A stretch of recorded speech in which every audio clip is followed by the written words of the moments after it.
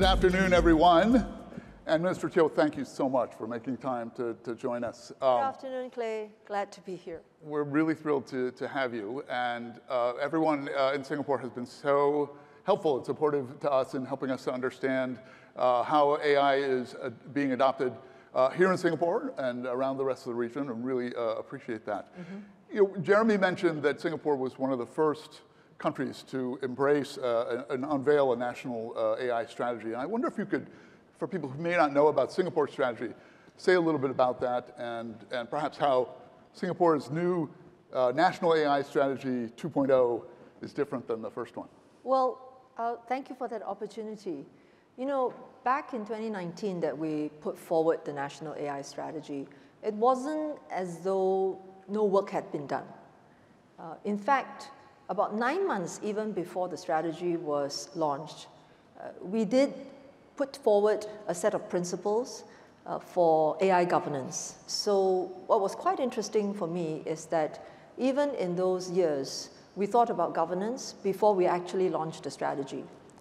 Fast forward to 2023, when we put together our National AI Strategy 2.0, the circumstances had changed quite a lot.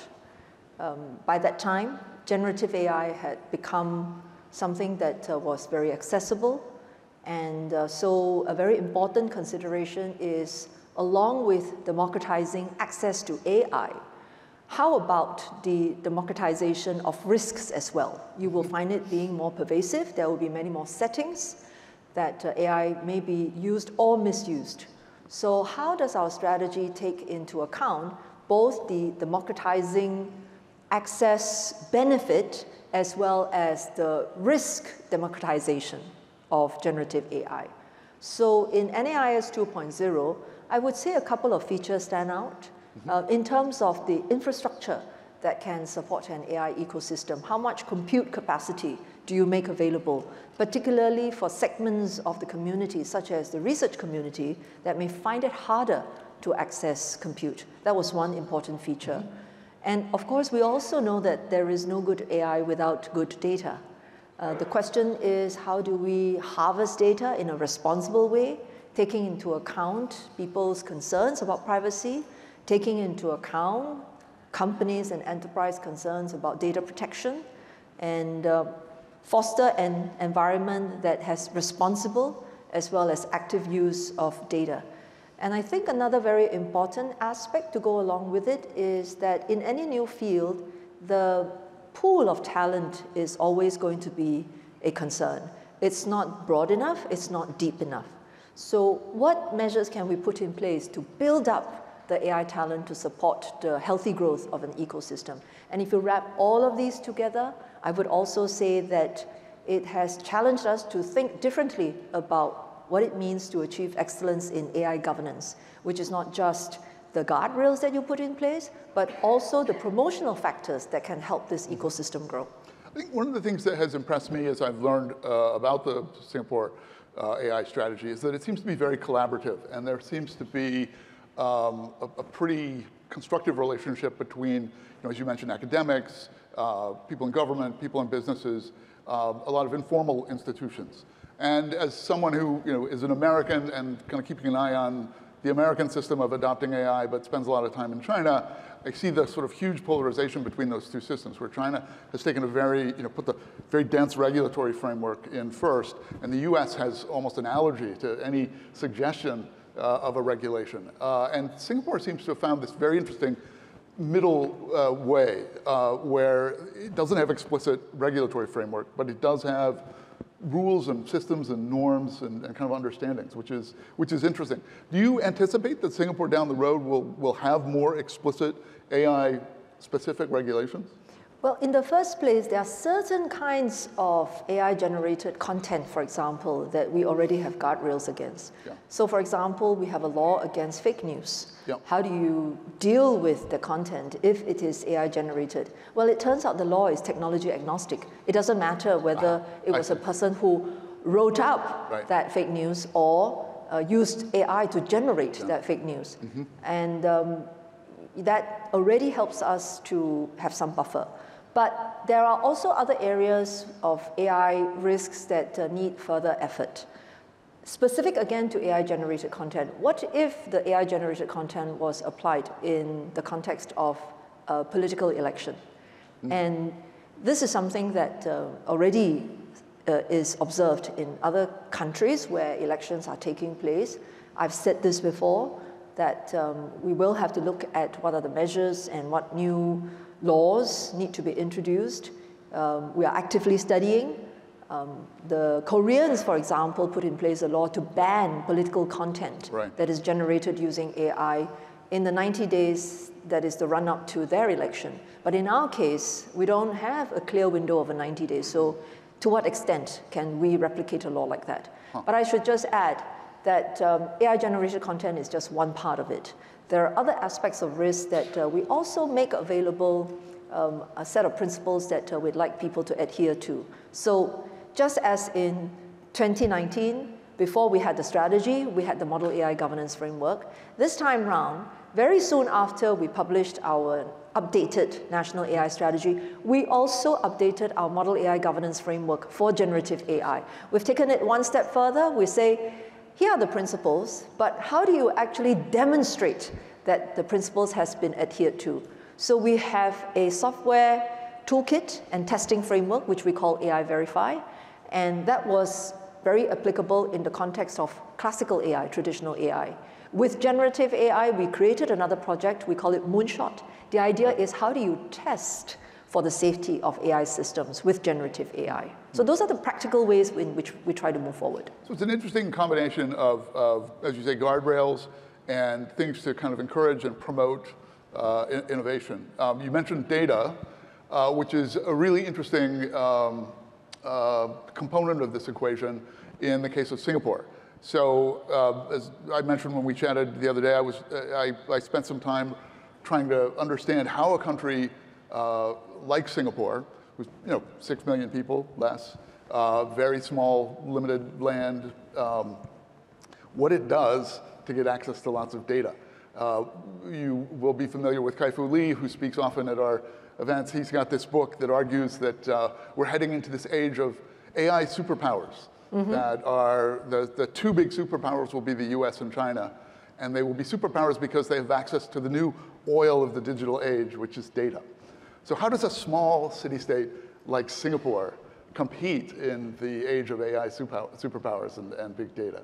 So this point about the size of our population and the availability of data has been talked about before. But I think you can look at it from a different perspective. If you consider the size of our GDP and use it as an indication of the breadth and depth of activities that are taking place in Singapore, and that every single one of those activities generates a data point, then actually maybe the data is not as small as we think it is. And in fact, there are also ways in which the training of AI models need not necessarily depend on a very large amount of data or the data being directly available to you.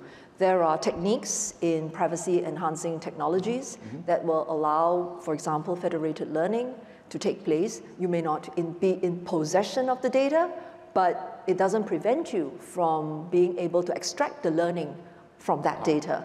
So investments in privacy-enhancing technologies is one of the ways in which we can complement the need for data that also requires us to push ahead on things like cross-border data flows, making it easy for companies that may have multinational presence to be able to, within their own organizations, be able to move data around. So those are the parallel efforts that we are doing in order to try and deal with the question of data.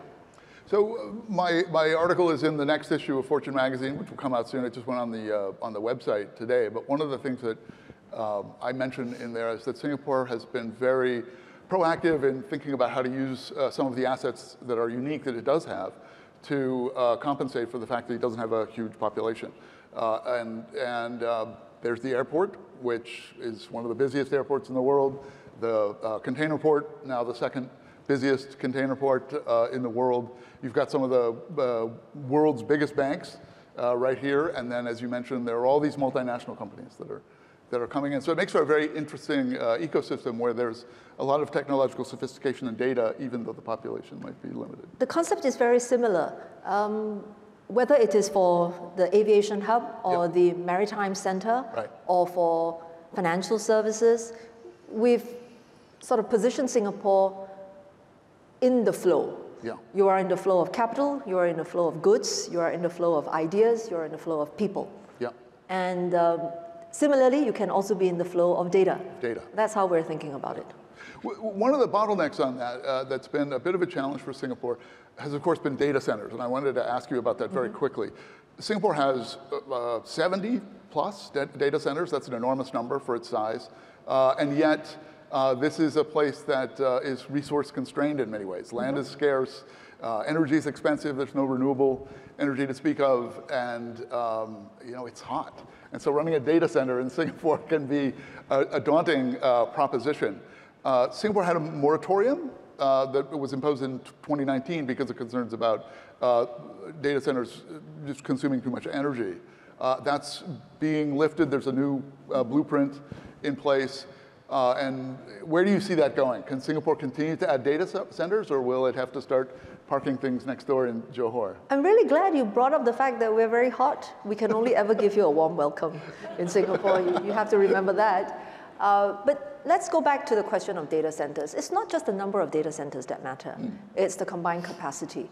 And if you look at our data center capacity relative to the size of our GDP, and if you compare it to, say, Japan, or if you compare it to China, actually, we have way more. Yeah. If you take Japan, for example, it has got a population that is maybe 20 times the size of Singapore, GDP maybe the 10 times the size of Singapore, but actually, if you look at the data center capacity, I don't think it is more than 1.5 times more than Singapore. So you do that comparison across many other jurisdictions, and you come to the conclusion that actually in Singapore, you already have one of the densest data center capacity. But it doesn't mean that we don't want to accommodate more growth, because we do accept the fact that with AI being a more prominent technology undergirding our entire economy, you will certainly have additional demands being placed on data centers. More workloads need to be hosted in Singapore, just so that the inferences can be done in the time that they need to be done. So some growth is going to be helpful. The question is, how do we do it whilst also being able to fulfill our commitments to the net zero pathway, as well as being responsible in sustainability. Tropical DC standards is one of them. Wow. So we introduce a new set of standards. If you're operating a data center in a tropical climate, do you need to operate it at the temperature that is so low, or actually even with 1 degree higher in temperature, you're okay? How do you do that? And then a more sustainable way to the future is to move towards greener DCs. This is either the operations becoming more energy efficient, or the source of energy that is used to power the data centers will have to become greener. So those two pathways, we think will give us some room. As to how much, it also depends on how quickly the technology evolves. I'll ask you maybe very quickly, if I could, about the prospect for regional collaboration as you sort of think about how to project your weight in terms of data and AI. Singapore is one of the most advanced AI adopters in this region, if not the most. But yet there's some data that has to be sovereign, has to stay onshore. How do you see the scope of possibilities for collaboration with the rest of Southeast Asia, and particularly Malaysia? Very much so, because ASEAN was one of the first to have a data management framework. It's been around for a few years. And on top of that data management framework, we've been able to put together a set of legal requirements that we can meet on both sides in order to facilitate the movement of data across the two jurisdictions. And this is not just between Singapore and Malaysia, it is pan-ASEAN. I would also say that there is a lot of interest and commitment to ensure that progressively we move towards more adherence to international standards in cross-border data flows. And so not just Singapore, but several other countries are members of the US-led global cross-border privacy rules that was introduced some years ago. So it's not just ASEAN, it's not just regional, it's Not just. trying to be really, Yes. really global and have a foot in kind of multiple camps. Very much so. I think my colleagues and I, amongst the ASEAN digital ministers, all recognize the importance of water. I would just, the importance of data, what am I saying? Water is, of course, also important. I would just like to say something in response to what Kai-Fu has said about data being the new oil. One small problem with describing data as a new oil is that it gives the impression that data depletes. That after you, because once oil is used, you can't reuse it. Data is not like that. Data can be reused many times over. It can be recombined. And data is actually more useful when it is being reused in many different contexts. So when we think of data as a new oil, it is very valuable, and that's what makes it look like the new oil, but it doesn't deplete like oil will deplete. So we have to think of data in a different way. We do want to protect it. There are legitimate occasions where the data may be security sensitive. No country will want to share them. There will be data that will be enterprise, business sensitive, and no right-thinking business owner would want to share it. And you need to find ways to protect them. But beyond that, there are a lot of benefits to being able to share the data, and there are also increasingly more secure ways of doing so. Well, it's fascinating to see all the different things that Singapore is doing. As I sort of mentioned in the article, Singapore is a great case study for other small and medium-sized countries that are looking to kind of refine their strategy and to maximize the resources available to them. Minister Cho, thank you so much for joining us today. Thank you, Clay. Really appreciate it. Really appreciate this opportunity. Thank you very much. Please.